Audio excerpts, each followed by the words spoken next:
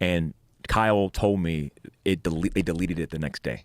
So it was up on whatever their open source system was. It was up. They deleted it the next day after that was done. But this isn't new. I mean, this is like Ruby Ridge is a good example. Yeah. You got Ruby Ridge, by the way, is seen as a success by the FBI, which is crazy. Which is fucking bananas. Tell people if they don't know what Ruby Ridge was. Tell them the story behind it. So Randy Weaver, a Green Beret from Vietnam, shacks up in rural Idaho, and he decides that he wants to have a life off grid. And the FBI, doing an investigation with the ATF, finds out that he has some kind of gun issue, and they need to do an investigation, and they need to go on site. But this is almost, it's crazy because there's similarities with our situation.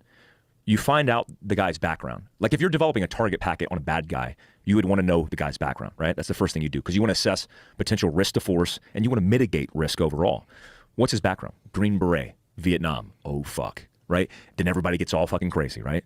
They start going, oh, we need to find out more. So they do surveillance. They don't just do off-site surveillance. They don't do long-range surveillance.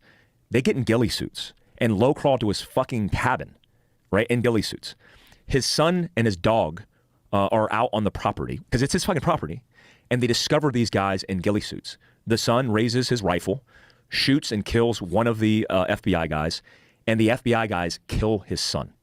So what would you do if you own property in rural anywhere in America, you hear gunshots, and your fucking son's dead, and you don't know what's going on? And it's a bunch of dudes in ghillie suits. So he winds up locking himself and barricading himself in the cabin, and then they deploy the FBI Hostage Rescue Team, HRT. I actually interviewed one of the guys that was he was in the sniper site as a sniper for FBI HRT when this went down. So long story short, they kill his wife as well, shoot his wife. While she was holding a baby. While she was holding a baby. They think, talking to one of the snipers, they thought that he was charging them into their position, but he was fake charging. He was making like a gesture like he was charging. So they got panicky and they started breaking shots off at him. I don't know if they wounded him, maybe wounded him, but he gets back inside. And so they dump the next person they saw, which happened to be the wife. So they end up barricading the place even more. And his ex-commander is the one that basically does a call out and gets him to negotiate and then eventually gets him to surrender. So all this is said and done, the FBI is found in the wrong. They sue the FBI, they win. It's an insanely controversial topic. But if you look at the FBI, two of the successes, I mean, there was guys who got awards from the FBI on that fucking mission. Even though it was proven that they were in the wrong. Yeah, even though it's proven they were in the wrong. Like Waco is a good example of it as well.